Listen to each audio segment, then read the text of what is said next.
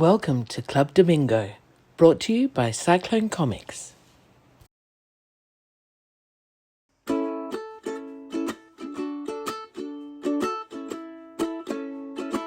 Press record, Gary. I'm nearly here. Walk up the corridor, shut that door, sit down. You can hear the Maxwell's, the Get Smart music in the background.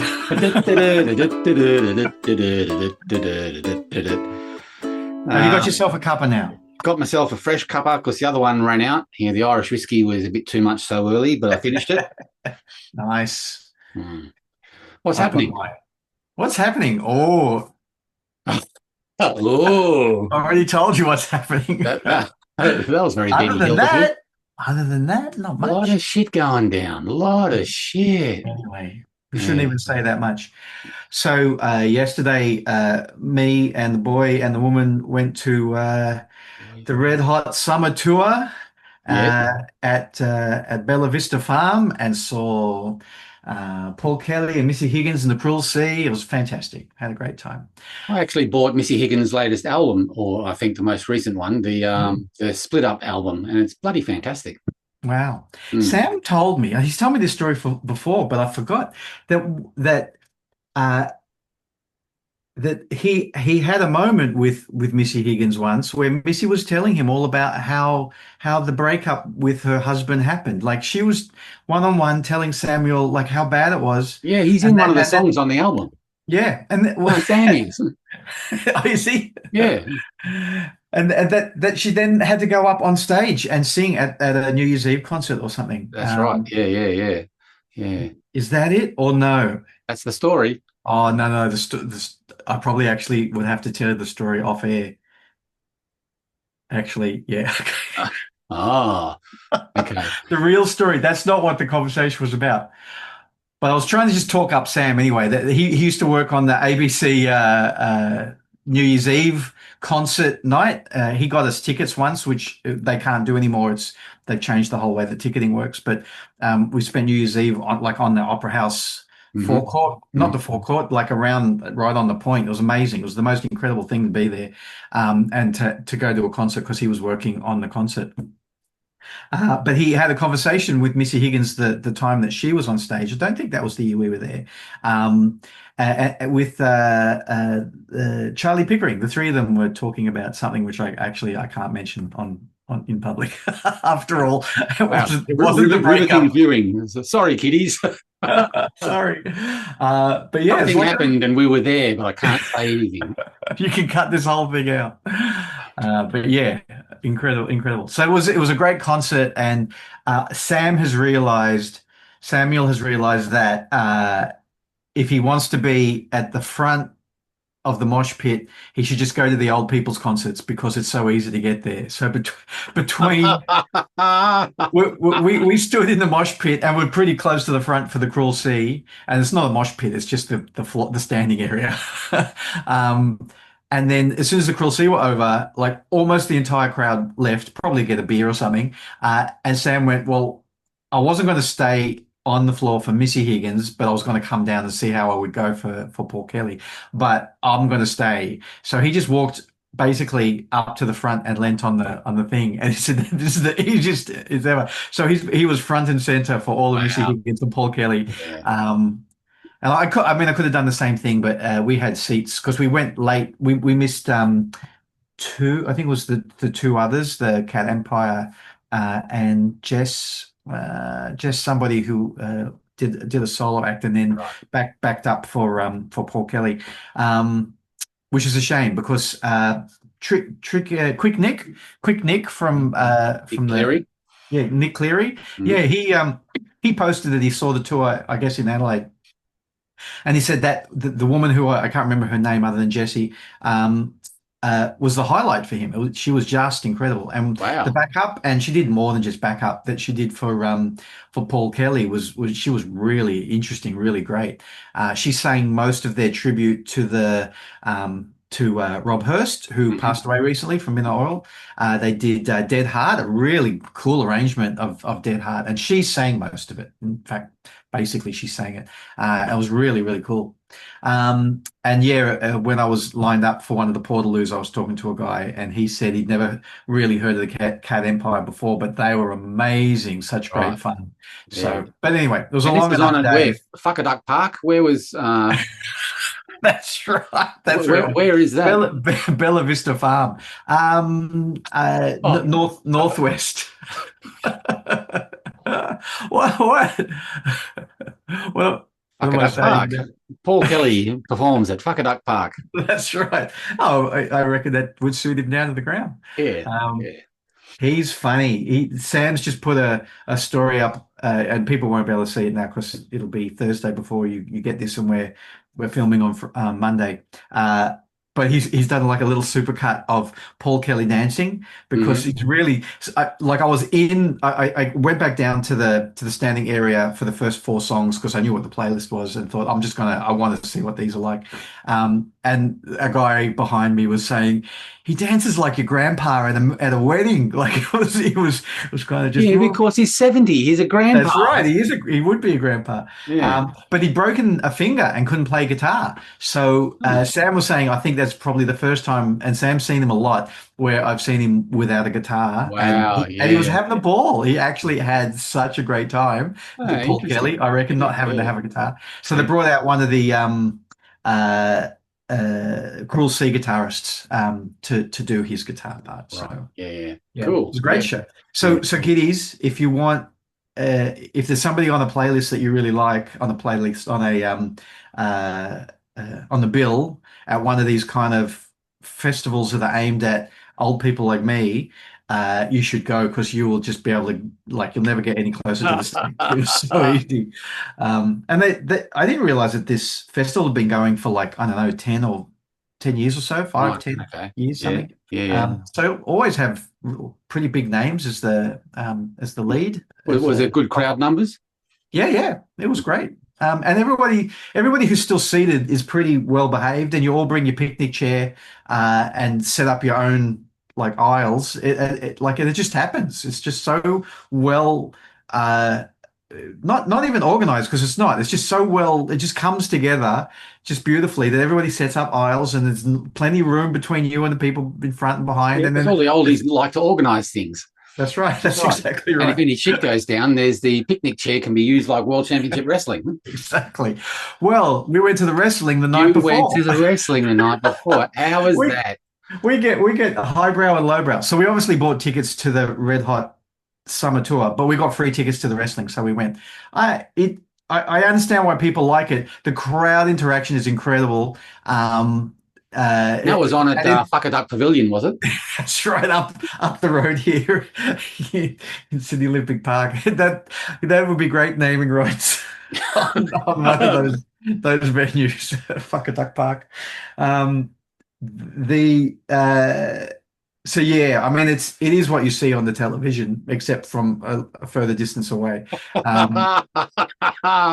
And it got a bit repetitive for mine, but we didn't stay till the title bout or the headliner, which I know if any of our watchers and listeners are into wrestling, I know that that's a bad thing to do.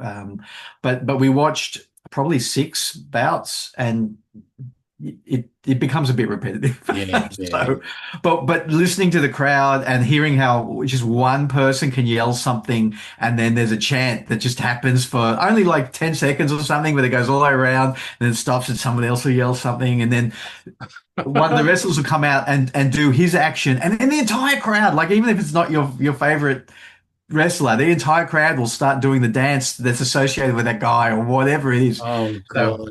it's good fun. So we saw all of the warm ups, and then I don't know 2 or 3 of the main. So Yeah. You see Spedsy in the crowd? Spedsy, Yeah. no, and I didn't see Big Tim Styles, who's also a big wrestling fan, Right. Okay. and I didn't see. Anyway, I can't remember everybody's names, but Right. yeah, I know there's a big crossover, and I totally get it. Yep. But it's like I'm sitting there watching the theatrics, right? and I know that it's not time for the bout to be over. Theatrics. So it's not going to be 1, 2, 3, and they're out. I know that's not going to happen. But there are guys who would stand up in the crowd going, "Oh my God, how did he get out of that one?" And it's like, wow, I know. How did he get out of that one? So that was great fun. And then earlier in the week, we won the lottery to get cheap tickets. So again, we had to pay for it, but it was really reasonable. A play at the Sydney Theatre Company called Art, A-R-T, Art. And that was really fun. It was. It'll never catch on. No, that's right. I can't remember everybody's name, but Richard Roxburgh was one of the three guys. It was three men. Okay, yeah. I know. I saw the ads on Facebook for that. Yeah, they've been pushing it hard, and the place was full on a Wednesday night. It was amazing. The other guy that had a familiar face was also in Mr. In Between as a gangster, like a pretty scummy kind of. He was like, yeah, he was on the list of being in our short film. Actually, Nick has kind of been in talks with him about different things at different times, and said he would make a great Oliver. Anyway, it was a great kind of comedy play, and it starts with. These are three mates, and it starts with one of them spending 130,000 euros on a white painting, a canvas painted white. So, like, I going, all right, just talk to me about art and context and blah blah. But that's not what it was about at all. It was about how that kind of breaks down the relationship of the three of them. Yeah. So it's worth going. I think it was worth going. It's 90 minutes. It's nonstop. They had lockout. Conditions in that if you were late, you didn't get in, and if you left, you didn't get back in, which they almost never do. They normally wait until there's a break and then let you back in. But it was so, and so I didn't realize it was a French play translated to English, and it was a very satisfying play, really funny. There was a bit in the middle where one of the guys was late for dinner with the other two guys and was explaining why, and it was because he was on the phone to his his mum about his stepmom and the course of the marriage and whose name is on the invitation, and it was like a monologue that went for like 5 minutes nonstop, and it was just hilarious. It was so incredible. So yeah, it's a great play. If it comes to Hobart, then you should go. Hobart Town. Go to Hobart, yeah. What's happening in Launceston? Oh, there's a Jonathan McBurney exhibition happening in Launceston if you wanted to drive out there. Jonathan McBurney, who runs the art gallery in Rockhampton, but also makes very art-based comics that call back to 60s Silver Age, Kirby, Ditko and other artists. So yeah, he's been making comics for a long time. I've mentioned him on the podcast before. But he's got an group exhibition at Launceston, I think, maybe now. He'll be there if you want to meet him. Right, okay. I'll send you the details. Maybe I should look up the details while we're on the show. Homework. It's not even in my list of things to talk about. You got a list of things to talk about? Well, if we run out of things. When do we ever run out of things? Yes. Yes, exactly. Just talking about Paul Kelly and being 70 and being an old guy, particularly in the rock industry, in the music industry. There was a relatively famous little snippet from Bruce Springsteen.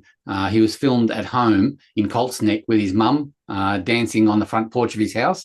And he was in khaki shorts and a flannelette shirt. He just looked like an old dude, but dancing with an older lady, like dancing to In the Mood, in like a 1930s. Jazz classic that the mum would have got into, and they were dancing around, and I was trying to focus on who is this old guy. Oh, it's Bruce Springsteen. Oh, dancing with his mum. I get it now. Yeah. So it's a recent clip because he's not young. A couple of years now because his mum's passed away. So right, gotcha. Yeah. I was going to say she'd be old. Yeah, but of course the dancing was very limited. Like that's right. Still dancing. Still dancing. Yeah. Again, Bruce should have had a guitar in his hand. But anyway, that's right. Lead singers, usually should just have a guitar in their hand. Yeah. But it's funny how almost unempowered a rock musician is when he's in khaki shorts and his knobbly knees are showing, and he's dancing with his mum on the front porch. Yeah, exactly. Classic. Yeah. I love it to death, but that was a piece of comic book advice I read somewhere in an interview or in the Comics Journal or something, and I can't remember who said it, but somebody once said, a comic book artist or writer once said, never dance Like never let your fans see you dance, something like that. Don't go to a convention after party and dance. Like nothing good can come from that. Particularly when there's filming going on. It will be held against you. Yeah, exactly. Yeah. Yeah, nowadays exactly. Yeah. Can't get away with it. Hey, should we talk about Australian comics? I think we're a good 10 minutes in. We should do that. Yeah. Yeah, okay. Because what we didn't do last week, our 49th show, was Oh yeah. talk about too much about this being our 50th show. True. So they were talking about it now. Happy 50th. Oh, happy 50th. Yeah. Clink. Yeah. No, I don't want to spill this all over my desk. So how do you think the first 50 went? Excellent. I think they're great. Yeah. Good. Okay. Well, we'll see you next week then. That's it. Ding ding. What's the 50th? What's the 50th anniversary? Is that like a diamond jubilee or? I think it's something like that. Yeah, but Diamond Comics have gone under, so we can't even. Don't talk about the diamond. I'll cut that bit out. Okay. No, don't do that. All right. So Yeah, cool. Do you have any? You asked me what we should do to celebrate, right? Shall I go through the list of things I sent you? Yeah, that'd be interesting. Yes, go right ahead while I have my cup of tea. There's quite a few of them, so you know. So what was your question exactly? It's our 50th show next week. Any suggestions? And I said, yeah, that sounds like something that I would write.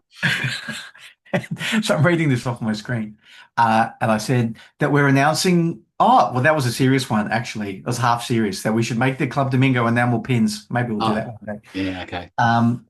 But I also said we should have like an elite status club, Damingo, where you pay $100 a year to get early access to the show. I'm sure everybody would want like a 24-hour early access to this palaver, and they get a free enamel pin.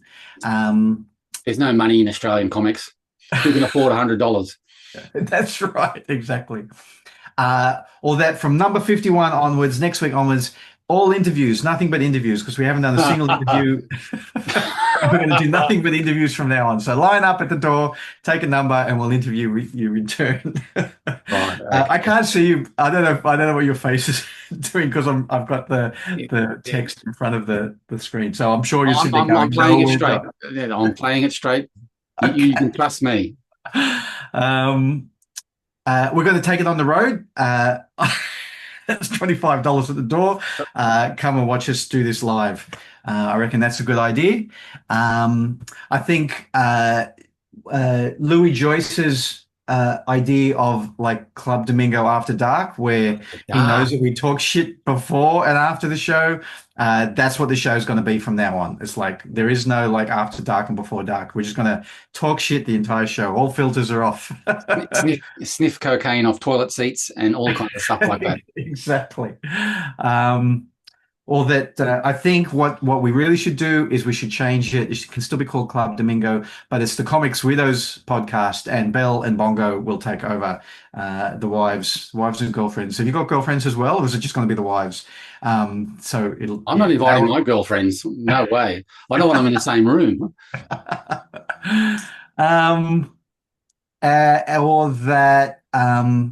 Or that we were going to run it as a game show from now on. And so we'll have three. I don't know what the game show is. Maybe it'll be like a hard quiz or hot seat or pick a box or whatever. Yeah, that's interesting. Yeah, Sale of the Century. We can be like Sale of the Century, and everybody gets to walk away every week. All contestants win an original A2 inked commission from you. So you better get to the drawing board and get drawing. I was going to be the prize girl that actually, like shows the new car. And yeah, you'll be wearing your khaki shorts, showing off your knobbly knees. Yeah. doing the Gaz dance. That's right. Yeah. So they were all good suggestions.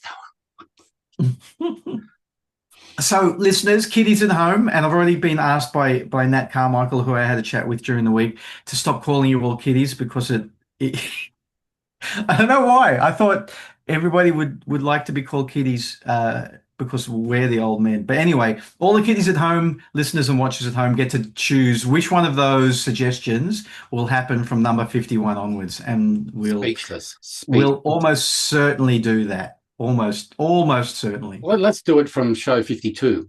52 or 53, year 2. Oh, year 2, yeah. Okay. Year 2. Yeah. Club Domingo year 2. You need time to build like the game show set if we end up doing a game show. Yeah, something like that. Just in your background there. Yeah. Anyway, if someone has any kind of any kind of suggestion. Anyway, shut up, McEwen. Shut up. I was going to say our email address. If someone wanted to say the email address, you know the email address. Go right ahead.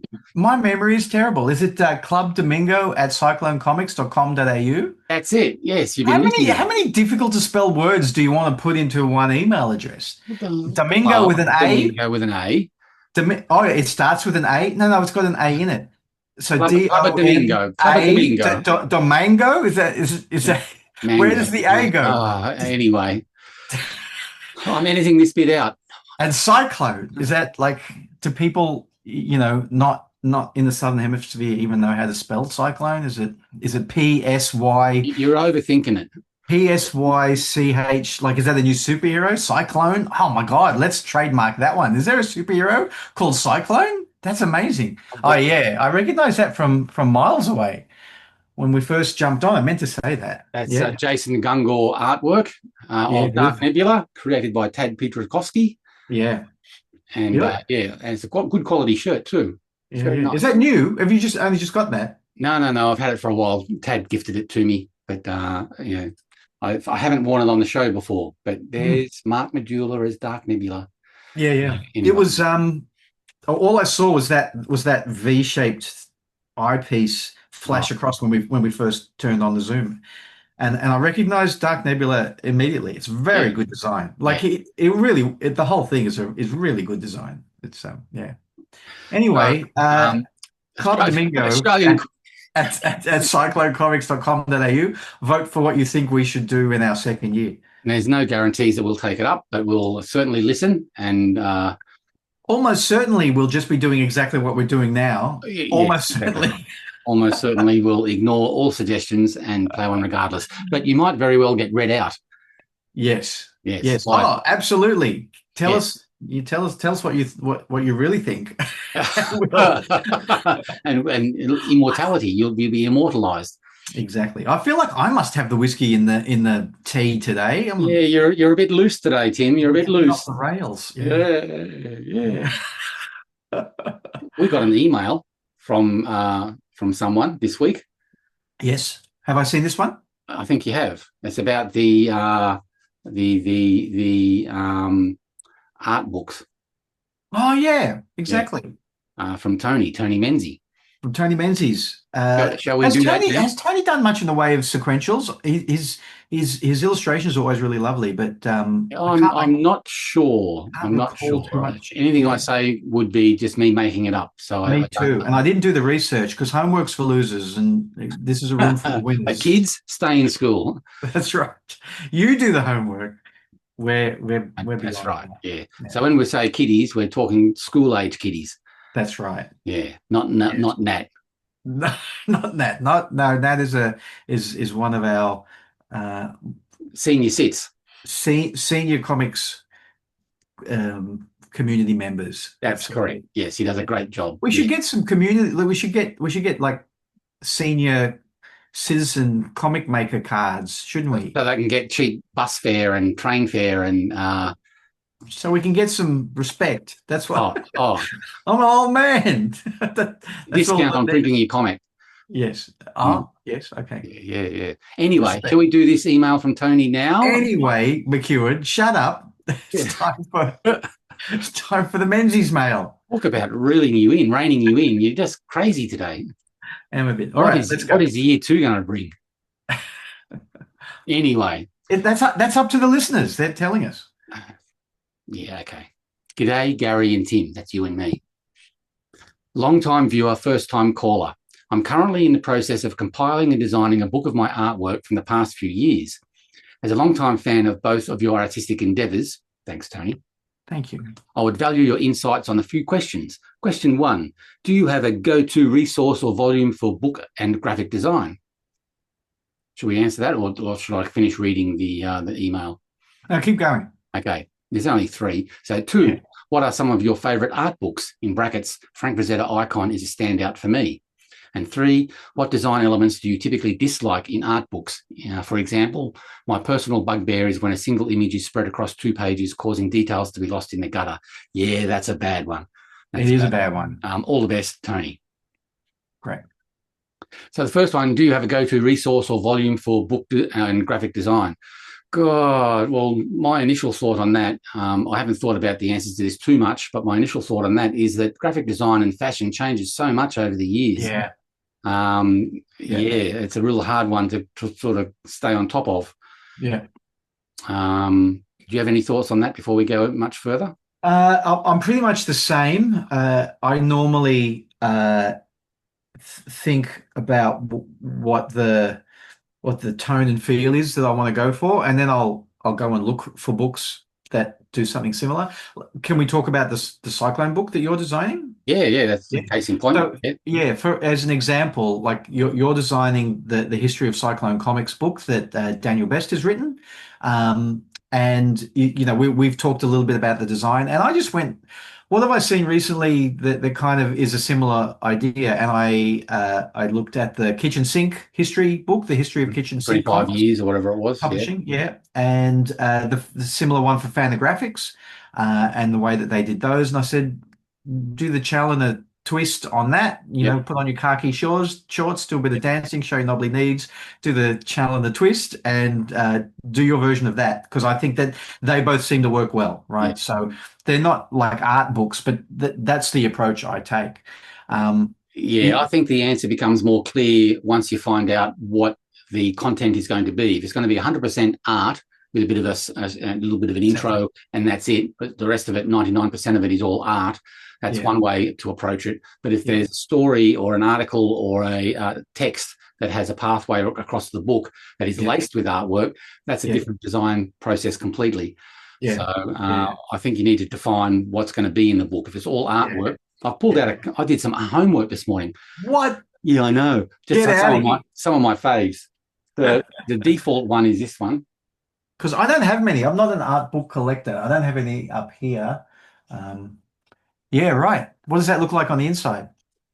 Did you buy that secondhand from a library? I bought it from Impact Comics in Canberra. It was a reading copy, so I got it slightly down priced. Does it come with the plastic cover? No, that's been put on there by some diligent shop owner who was trying to protect the book. Yeah, right. That's what made me think it was maybe a library copy. It has a combination of original art, CMYK scans, coloured stuff, and text running through the whole thing. And it's slightly oversized, so it's a coffee table book by nature, but it also runs original art scanned from the original artwork. So it has a couple of stories in there so you can see the art, but it's reduced down from original art size, so it's not like a artist edition, but it's laced with that kind of stuff all the way through it. Yep. So that's a good start. There's another Jaime one that I absolutely love, which is his Wrestling Queen of the Ring book, which is, again, a smaller one, but hardcover. And it scans 360, CMYK scans of black and white art all the way through it. But it also has, full color covers scanned the way through, but it also has a text running through it as well. Let me get there. Double spreads with some inset text and things like that. Yeah. But again, so there's a double spread. Is that problematic for you? The fact that it's disappearing into the spine? That's not a huge offense, but that's what Tony is talking about, that I would try and avoid if I was doing it. But so that one is a good go-to for looking for style as well. Then you get to the no text but just all artwork, and that's one of my faves. Was The Art of Mike Mignola, which was to accompany the Philip Le Bon Gallery exhibition of work by Mike. I can call him Mike, but that it's on gloss paper, but it features the artwork as original art scans as well. Do you like matte paper better? It depends on the finished project, I think. This really does highlight Magnola's ink work beautifully on this gloss paper. So for this project, I quite like the gloss. Right. And I think it's black and white throughout. I think it is. It's actually CMYK throughout, but the artwork is all reproduced. No, there's some color pieces there. Nice. Yeah. Nice. But again, each page is framed to showcase individual pieces. So you don't have a lot of double page spreads, just single pieces of art per page. Some are bleed, some aren't, but they're all set up to be seen in gallery mode. Yeah. So this is an art book to support an exhibition. That's right. So all of those pieces would have been on a wall at the same time. That's right. And of course, there's just the text intro, nicely designed with credits and a bit of an intro from people. Yeah, yeah. But the rest of it is just the artwork. So that's another good go-to one if you're just showcasing art, which I think Tony's probably looking more towards doing something like this. I would say so, yeah. Yeah. It's funny. I'm sitting here thinking I don't even have that many art books. I wouldn't know where to get them. And then just once you started showing them, I'm going, oh, actually, I probably have quite a few from art galleries if I see an exhibition. But they usually end up being quite wordy because they're talking about the period or the artist or. But I've also got a few from Ashwood, some of which I bought and some of which I was gifted. But they normally go bombastic, as large as possible in print as well as in reproduction of the work. And I really like, for example, with Ashley's work, that he will, if it's a painting, he'll reproduce it as large as he can on the page. But then maybe the page opposite or the page later, there'll be a close-up, probably larger than reality, of a face or look at all the detail. Yeah, you can really see the brush strokes, and that comes from Chip Kidd's design. He does a lot of that with this kind of book. Right. I was going to say Chip. Yeah, it's Chip Kidd, right? Yeah, Chip Kidd, like blowing up stuff like very much oversized. Yeah. But that's pretty wild, that design, right? It's not quiet. There's a lot going on there on every page, more than one thing to look at. There's photography there. There's what do you call storyboards? There's sketches. Yeah.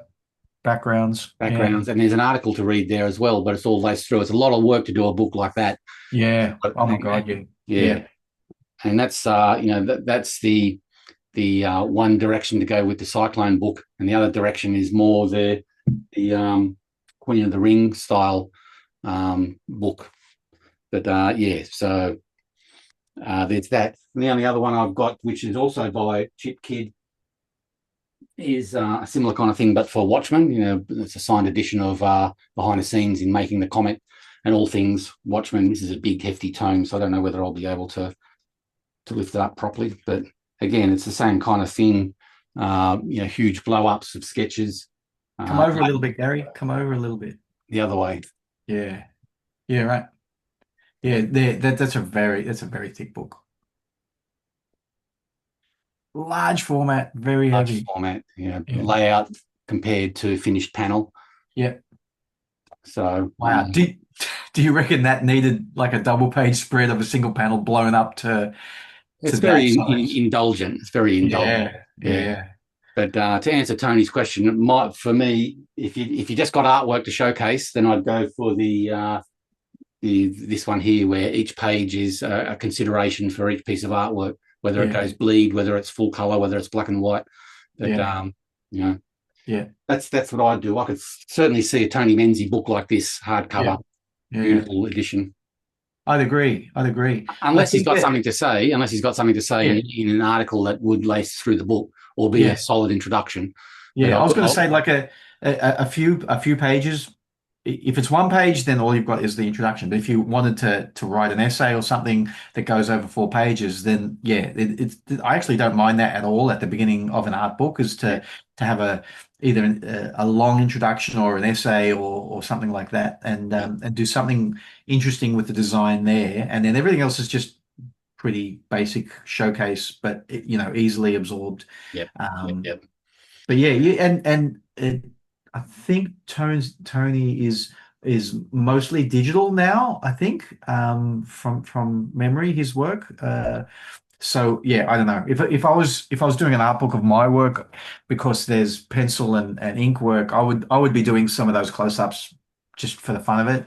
Yep, some process shots, seeing the layouts, seeing the Process, yeah, pencils, seeing the inks, seeing the colors, if there is yeah, color involved. yeah. Yeah, and And so his I artwork mean, is so lush as well that it'd be great to be slightly oversized. Like yeah, those inset shots that you mentioned, to actually have the full piece of art, but then to sort of blow up a section and see the detail would be nice as well. yeah, yeah, exactly. Yeah, Mm. yeah. Let's see. What are some of your favorite art books? Well, I think I've just gone through some of mine. I've got the big Frank Frazetta chunky one from Taschen that is quite lovely. Although I haven't cracked it open yet, it's still in cellophane. I have seen a walkthrough online, and it's quite nicely designed. And you can go berserk with some of those art books, right up to the artist editions. So you know, your mileage may vary on any book. If I was about to design a book like of any kind of like this, I would definitely crack open all of my artist editions and have a look at all of the design there, because I actually really love all of that, the way that they I sound like an art wanker, but recontextualize a panel by doing it in reverse and blowing it up really big, or whatever it is that they do with it in those introductory pages, the indicia page, and all of that stuff, and block colors and whatnot. So I would probably not rip it off, but I'd be highly influenced by that, I think, in what I would tend to do. Yep. And But also, if you want something quiet, then you just go for something that you'd buy at an art gallery. Go to the library and look in their illustration section, in the oversized section, maybe. Yeah. Sorry, the framing graphic design shouldn't impinge on the artwork. The artwork is the star, so you need to make sure that it's the showcase, and that the graphic design of the whole book, really you get to show off if there is an introduction by someone, and if there's an afterwards and credits at the back or something like that. You only got the beginning and end to really show off any kind of corporate design for the book. The rest should just be the artwork, and let the artwork shine. You don't want to detract from that. Yeah, exactly. Particularly Tony's lovely detail stuff that he's got. So yeah. What design elements do you typically dislike in art books? Well, again, kind of covering that. Yeah, when they're over designed, you need to show some restraint and some, let the art shine, let the subject shine. Yeah. Good. Okay. Well, thanks for that, Tony. That was a good one. A little bit left of center as far as I wasn't expecting it. So good luck with putting it all together. But I'm sure it'll I'm thinking, Tony's probably putting this together to sell it at conventions and fairs and whatnot. And there's a bit of a standard to that, which is like, I guess, A4, probably not comic book size if you're making an art book, probably like A4. But budget comes into it as well. You know what the end result's going to be. You can, the sky's the limit, really. Yeah, I bought a few from Ben Caldwell, who's an American comic book artist, animator, character designer, toy designer, etc., etc. And his were quite small. From memory, they're more like digest size, but landscape in shape. But I think he also kind of like moved them around to different formats as well, just depending on what he felt like at any point. Again, talking about Ashley Wood, he's done small editions as well, quite thick and chunky. But he reproduces his paintings, little bits and little detail sections and the full things, but his trim size can be quite small. He experiments with his trim size all over the place. I'm just going to open my door because it's really warm in here. The sun don't fall off. No, we've got a balcony now. So thanks, Tony, for that. I think we've covered all of that. But send in your suggestions or your questions, and we'll try and get to them as we can. Yeah. The other thing that we didn't talk about last week that we ran out of time on was Folio. Yeah, I thought that was what you were going to bring up when you started talking about the 50th. But yeah, I can't believe that we missed Folio pretty much entirely. I don't know what we were talking about. Oh, we were talking about Eisner last week, and that sort of got away from us. So but the Folio site, foliocomics.com, launched officially not last week, the week before. and we're both subjects. Yours is to be uploaded. You're round 2, aren't you? Of the I don't know. I don't know when mine will go up because having a quick word with Gabe, who's one of the organizers. He said I think they're going to be doing a series of staggered releases of some new material just to try to get people to come back a couple of times rather than just launch it once and never talk about it again. Yep. So the site ostensibly is about creators and how they think, Australian comics creators and how they think about their work and about the industry, history, work practices, attitudes about creating comics. So it takes that approach, and it's quite a wonderful site. Yeah. I think it sort of complements the Australian comics database as well, so that you have one site that talks about the whys and wherefores, then you actually got the Australian comics database, which shows you the actual comics and the content of each issue. Yeah. So, and I was thinking that what is needed, I think we alluded to it a couple of weeks ago, what we still need is a third site that allows for a promotion and news items right across the board as well. Yeah. Like for press releases and for Kickstarters, and to be able to be across what's happening in all different corners of the industry. Not necessarily a news site, but more of an aggregator site and agnostic in approach. And that's right. Yeah. If only there was somebody that would just take that up and do it, because I'm not doing it. Are you doing it? No. Oh, you're not doing it?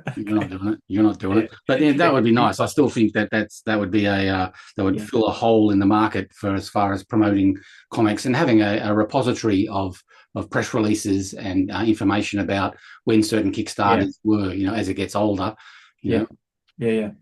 So Folio Comics, they took a very interesting approach. They didn't just want to make a website that was full of interviews. It's mostly interview based, but they have cut the interviews up into little packets that make sense subject by subject, and it almost feels like 1990s internet all over again, where they're very specifically trying to get you to click on hyperlinks to go somewhere else and then come back again. And so I thought that was really cool. And not necessarily to leave the page. No. But to have a little pop-up window of, there's a link to Gary Chaloner there, and then there's a little pop-up that you can close just to explain who the hell I am in a paragraph, then you can close again, keep on reading. So if you're reading an interview by McEwen and it mentions somebody, you can click on that, and there's a little,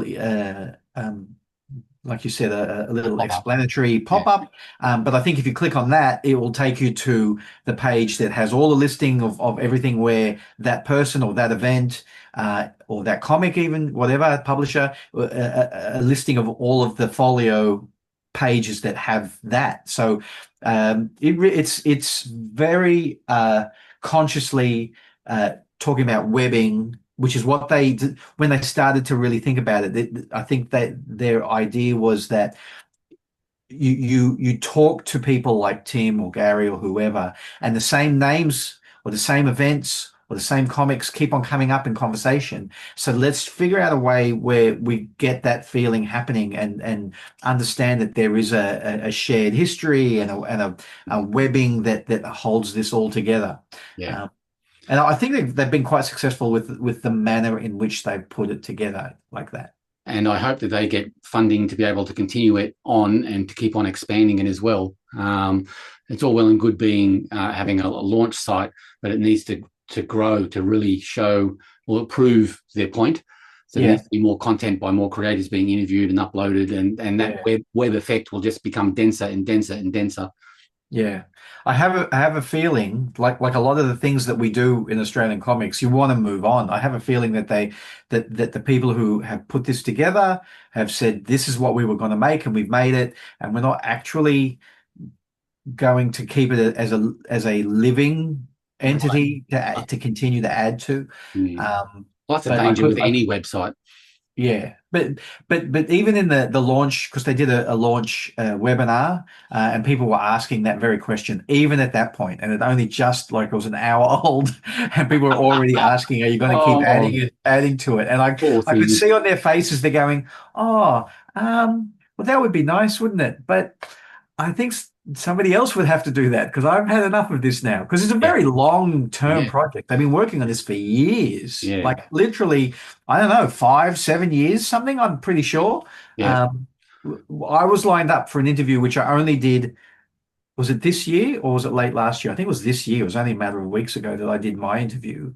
Um, and I was looking at the emails where Gabe and I were talking about getting together.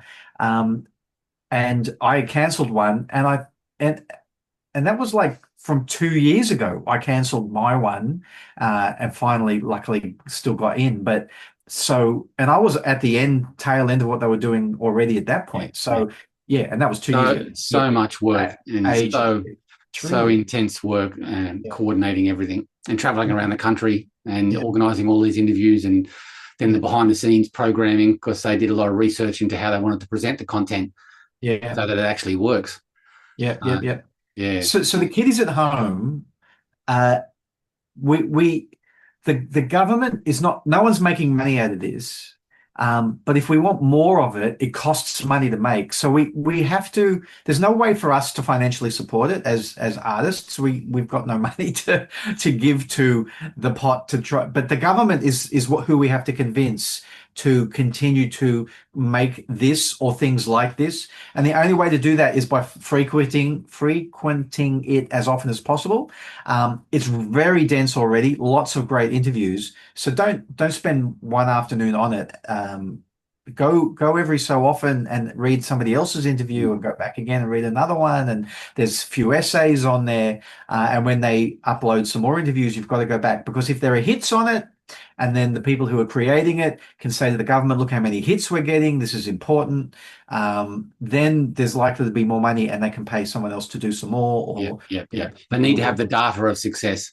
They need to be able right. to go, if there is a cap in hand process of getting more funding, they need to be able to prove that they need the funding and it's going to be used appropriately. Yeah, exactly. So Mm. yeah, look it up. Foliocomics.com. .com. Right. Yeah, I think Dot that's com. .com. Yeah, and let alone the fact that if you're you feel that you're across a certain aspect of Australian comics, that the site exposes you to all these different other artists and creators and how they approach their craft, their practice. So it's worthwhile, even just as a reader of comics, to jump on there and learn more about the different kinds of people that are involved in the industry. Yeah. Have we got time to keep going? I think we don't we? Yeah. Yeah, we do. Yeah. So you and I, we both watched the live webinar, which is now available online. I don't know where, but it's available online if you want to try to track it down. If I do some homework, I'll track down the link and put it in the show notes. All right, be a loser and do some homework. But again, to talk about Samuel, my son, he was on the he was watching the webinar as best he could as well during his, I guess, his lunch break or whatever.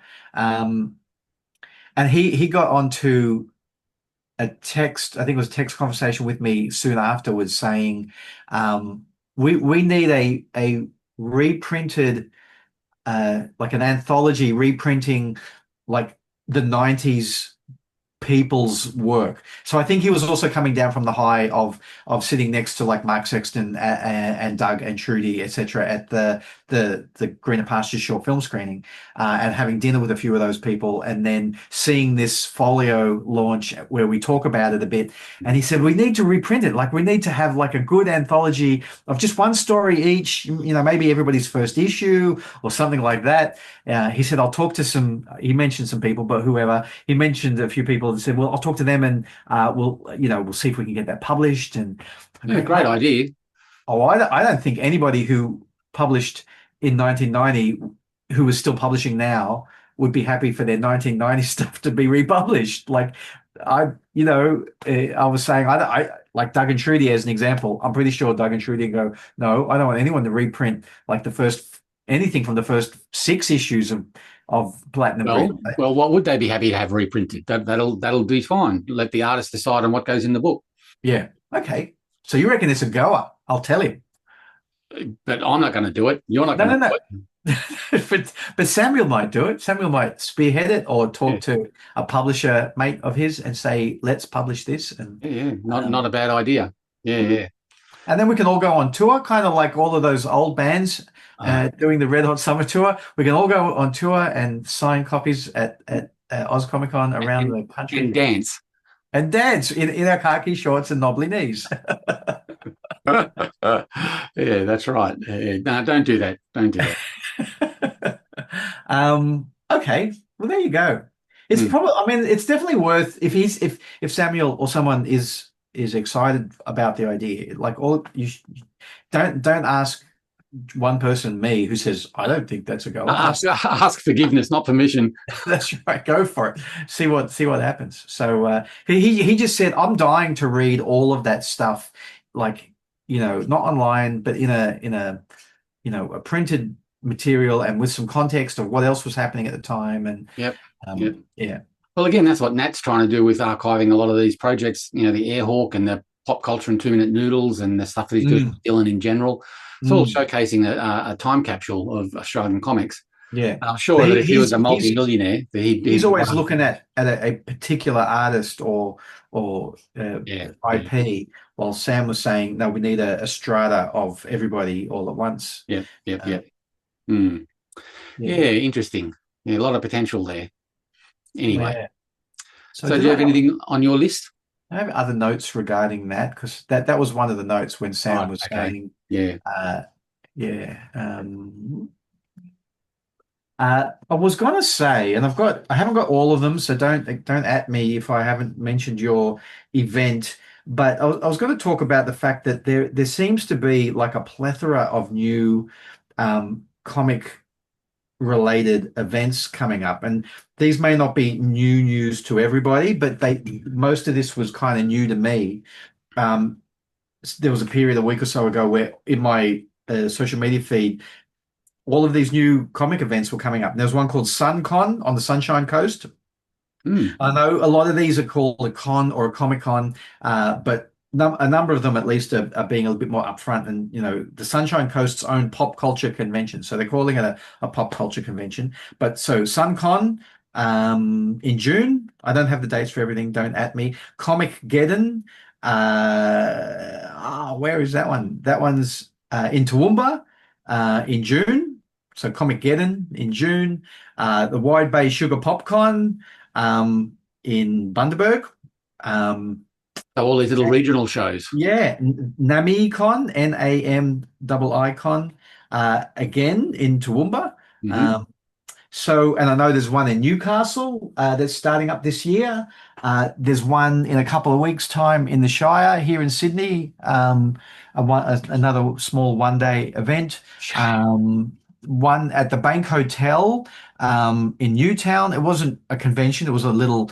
What they do there is they have a record fair every couple of months where you buy and sell records. So they just did the same thing, but with comics. So there were comic sellers there. I was going to take a table, and the person who was running it, Darcy, said, "Absolutely, come and sell your indie comics." But I didn't have time to get my act together. I think there was a couple more that came up, and that's not to mention all the furry cons that seem to be coming up out of nowhere. And so yeah, it's interesting. There are conventions happening everywhere. A lot of them are government subsidized, library oriented, community oriented. There's one in just south of Wollongong. What's that one called? And that one's coming up soon as well. He's asking for help, because that one's being run for charity. Like it's specifically being run to raise money for a charity. Raise funds, yeah. Yeah. So yeah, a lot of interesting small cons. If that was something that you wanted to do with your comic, is to take it to conventions and road test it. There's plenty of conventions out there. Just looking at that's a healthy sign. That's good. Yeah. Just looking at what that last one was called. So the one in the Shire is called Shire Comic Con. Right. And that's Saturday, 7th of March. I know Marcelo Baez is getting behind that one. I recognize the logo immediately as being some of Marcelo's strong, amazing work.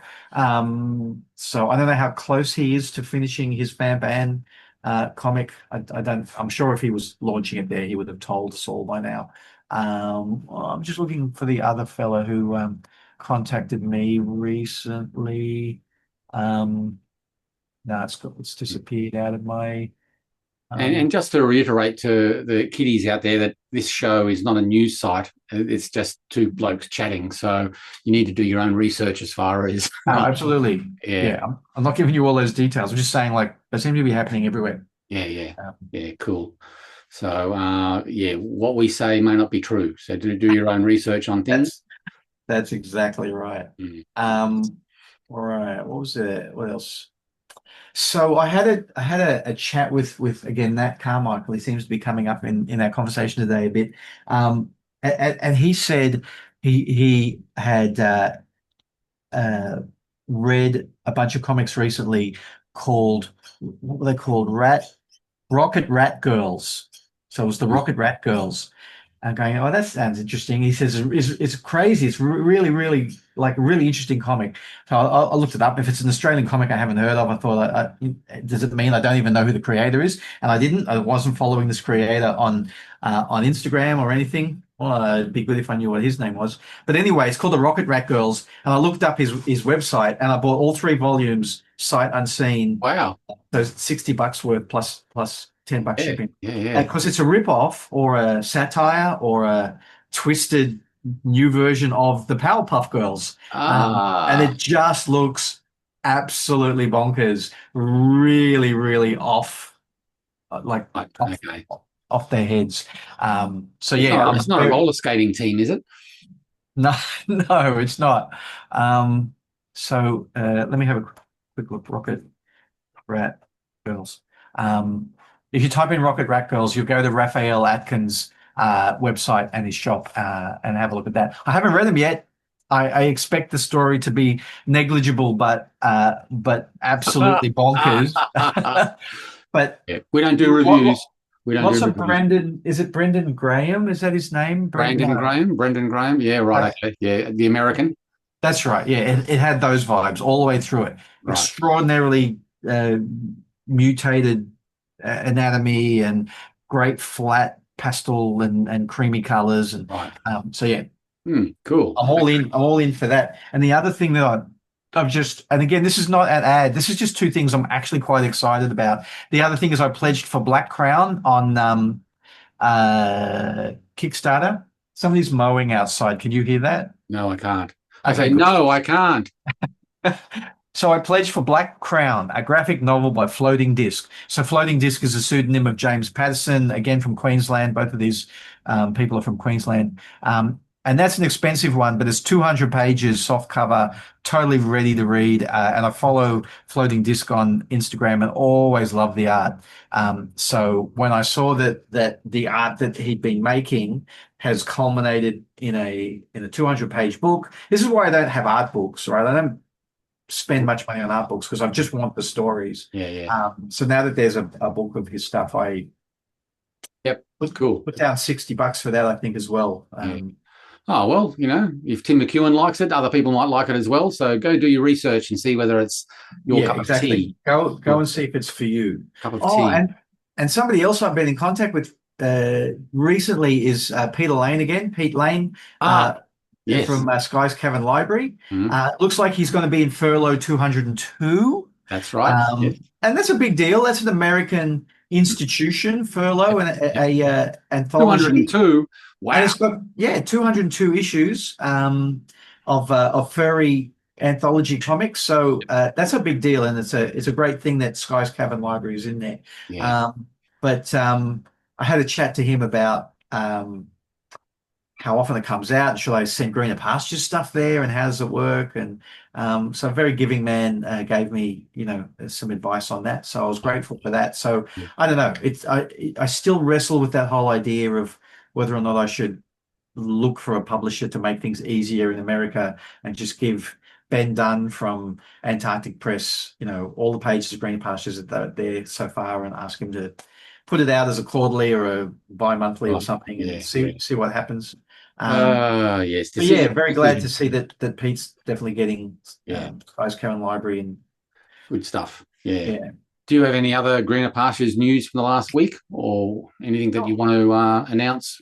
I just sent you the link to have a look at the BTS, the behind the scenes, which we did like a teaser and a trailer of that for that months ago, but the actual BTS is ready to go now. So we'll probably have it up maybe by the time you watch this, kiddies. It might okay. already be Yeah. up. Yeah. It's a good, like, maybe 8 minutes worth of like little interviewee things and behind the scenes. And It's was it great. good, Gary? Was it Yeah. any good? Is it worth watching? It was worth watching. Yes. So it'll Nice. probably, as you say, it'll probably be live already by the time this goes live.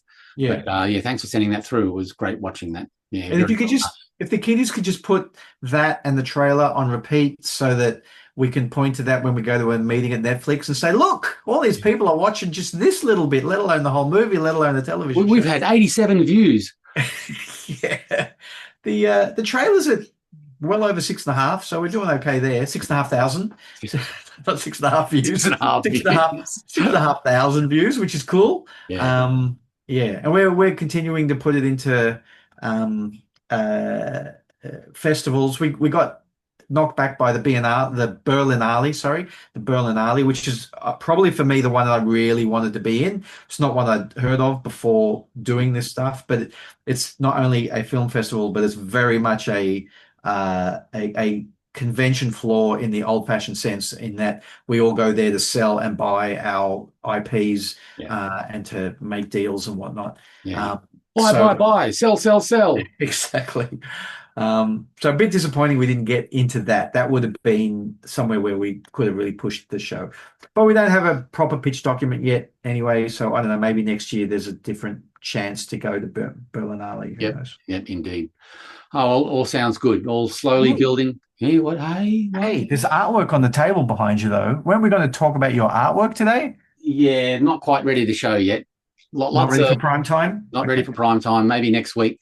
But it's there and it's all happening, and I've been working on it. So all good. Very exciting. All good things come to those who wait. I keep on telling myself.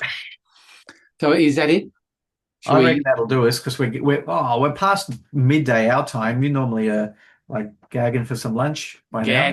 Absolutely gagging. Yeah. Okay. Well, let's sign off. And what's our motto? More comics, more often. Exactly. Talk to you next week. And congratulations on 50 shows. Yeah, congratulations to you on 50 shows. Well done. Yeah. Let's see what happens, what trouble we can get in the next 50. Plenty, I'm sure. Bye. Bye, everybody.